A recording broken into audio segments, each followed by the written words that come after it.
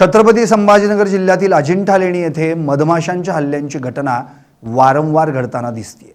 सलग दुसऱ्या दिवशी मधमाशांनी पर्यटकांवर हल्ला केलाय। या हल्ल्यात तब्बल 90 पर्यटक जखमी झाले। त्यामध्ये 2 विदेशी पर्यटकांचा समावेश आहे। काही महिन्यांपासून घडणाऱ्या या घटनांमुळे पर्यटकांच्या सुरक्षिततेचा प्रश्न गंभीर बनलाय। लेणी क्रमांक 9, 10 आणि 26 या परिसरात मधमाशा अचानक पर्यटकांवर हल्ला करत असल्याची माहिती आहे। दिवसभरात 5 ते 6 वेळा हे हल्ले झाल्याची माहिती आहे। या हल्ल्यांमध्ये आंध्र प्रदेशातील सुमारे 30 पर्यटकांसह एकूण 90 जण जखमी झालेत। घटनेनंतर पुरातत्व विभागाच्या कर्मचाऱ्यांनी तात्काळ लेणी परिसरात पर्यटकांच्या प्रवेशावर बंदी घातली आहे। जखमींना सुरक्षित ठिकाणी हलवून त्यांच्यावर प्राथमिक उपचार करण्यात आले। वारंवार हल्ले होत असल्याने पर्यटकांमध्ये भीतीचं वातावरण निर्माण झालंय। पाहुयात मधमाशांनी यापूर्वी किती वेळा केलेत हल्ले। 18 फेब्रुवारी 40 पर्यटक जखमी, 19 फेब्रुवारी 8 पर्यटक जखमी, 11 मार्च 60 पर्यटक जखमी, 21 मार्च 30 पर्यटक जखमी, 31 मार्च 11 पर्यटक जखमी, 2 एप्रिल 82 पर्यटक जखमी आणि 4 एप्रिल 90 पर्यटक जखमी। प्रशासनाने यावर तात्काळ काहीतरी उपाययोजना कराव्यात अशी मागणी पर्यटकांकडून होतीये। यावर अजिंठा लेणीच्या मुख्याधिकाऱ्यांनी काय म्हटलंय पाहूयात। अजिंठा लेणी व अजिंठा लेणी परिसर हा एक मोठ्या अजिंठा वन क्षेत्र परिसराने वेढलेला आहे आणि अजिंठा लेणी ह्या वन परिक्षेत्राच्या मध्यस्थित असल्यामुळे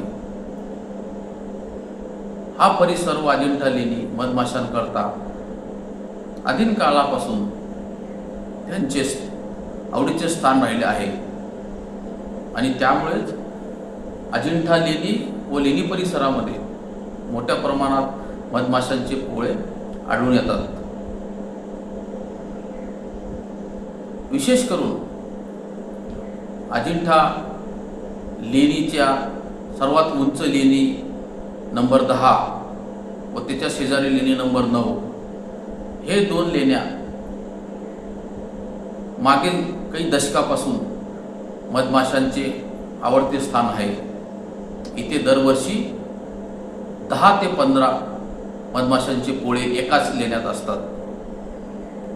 याही वर्षी लेणी नंबर 10ला 9 मधमाशांचे पोळे व लेणी नंबर 9ला 2 मधमाशांचे पोळे आणि विशेष म्हणजे मागच्या आठवड्यात हवामानात झालेल्या मोठ्या बदलावामुळे हे मधमाशांचे पोळे मागील आठवड्यातच जंगलातून लेणी नंबर 10ला स्थलांतरित झालेत। कारण मागील आठवड्यात लेणी नंबर 10ला फक्त 2 मधमाशांची पोळे होते आणि अजिंठा लेणी ही जंगलाच्या मध्यस्थित असल्यामुळे उन्हाळ्याच्या दिवसात इथे मधमाशी मोठ्या प्रमाणात आढळून येतात। त्यामुळे लेणीस भेट देणाऱ्या पर्यटकांनी काही सूचना जे आहेत त्याचं काटेकोरपणे पालन करावे। तर मधमाशांना ज्या गोष्टी आवडत नाहीत ते आपण करू नये। जसे की अशा स्मारकाला जाताना भडक रंगाचे कपडे परिधान करून जाऊ नये। तसेच स्ट्रॉंग व उग्र वासाची बॉडी स्प्रे, अत्तरे, परफ्यूम, डिओ स्प्रे इत्यादी लावून सुद्धा जाऊ नये। कारण गडद रंग व उग्र वासाची परफ्यूम ह्यामुळे मधमाशा विचलित होऊन तुमच्यावर हल्ला करू शकतात आणि मधमाशांच्या पोळ्याच्या आसपास नेहमी शांतता बाळगावी। तसेच मधमाशाच्या पोळ्यांच्या आसपास गर्दी करू नये आणि सर्वांना आवर्जून सांगेल की मधमाशांच्या पोळ्यांशी कोणीही छेडछाड करू नये। तसेच जर का मधमाशी तुमच्या जवळपास आली तर घाबरून जाऊ नये,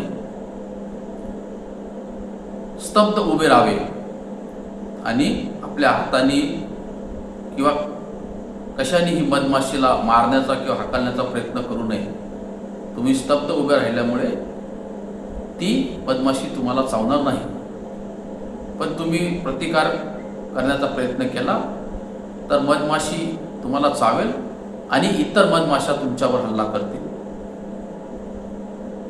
त्यामुळे आम्ही सर्व कर्मचारी तुमच्या सुरक्षाकरता लेणीवर तैनात आहोत आणि आम्ही सर्व ह्या सूचनाचे पालन करतो.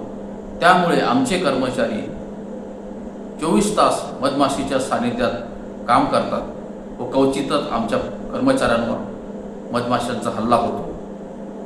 त्यामुळे आमचे कर्मचारी जे सूचना करतात त्याचं काटेकोर पालन करावे.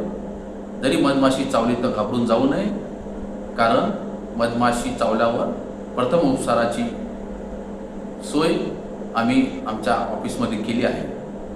तरी मी सर्व पर्यटकांना आवाहन करेल, सूचना करेल की अजिंठा व अजिंठासारख्या इतर पर्यटन स्थळी जाताना जिथे मधमाशांचं अस्तित्व आहे तिथे या सर्व सूचनांचे काटेकोरपणे पालन करावे.